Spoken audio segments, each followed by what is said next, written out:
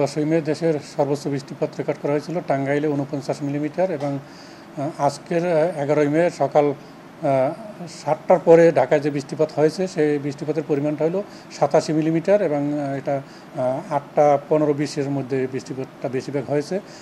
এই 87 মিলিমিটার বৃষ্টির সাথে দমকা হাওয়া ছিল, যেটা ঘন্টায় 52 কিলোমিটার বেগে প্রবাহিত হয়েছে।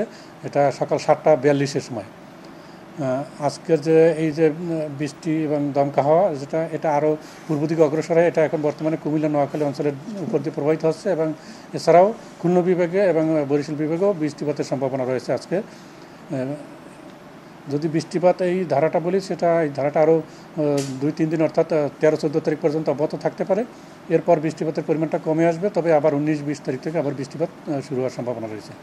না, যেহেতু বৃষ্টিপাত আমরা এই মে মাস ধরে অনেকটাই বৃষ্টিপাত পেয়েছি এবং মাঝখানের গ্যাপটাও অত বড় গ্যাপ সম্ভাবনা কম, ফলে ওই যে এপ্রিল মাসের মতো ওই রকম মানুষের যে অস্বস্তিকর অবস্থা, অতি তীব্র তাপপ্রবাহের অবস্থা ফিরে আসার সম্ভাবনা কম।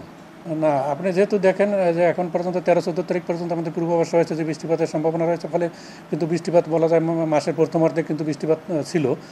এরপর দ্বিতীয়ার্ধেও আবার 19-20 তারিখ থেকে যেহেতু বৃষ্টিপাতের সম্ভাবনা রয়েছে, ফলে বলা যায় যে মাঝখানে হয়তো কিছুটা গ্যাপ থাকতে পারে, কিন্তু মোটামুটি এই মে মাসে বৃষ্টিপাতের সম্ভাবনাই বেশিরভাগ। আসলে কালবৈশাখী ঝড়ের এটাই হলো, কালবৈশাখীর মৌসুমের সময় যে বৃষ্টিপাত হয় সেটা কিন্তু সারাদিন ব্যাপী হয় না। একটা বজ্রমেঘ যখন ফর্ম করে, সে বজ্রমেঘ যখন অতিক্রম করবে সেটা হয়তো 1 ঘন্টা বা তার 1.5 ঘন্টা পর্যন্ত এটা স্টে করতে পারে।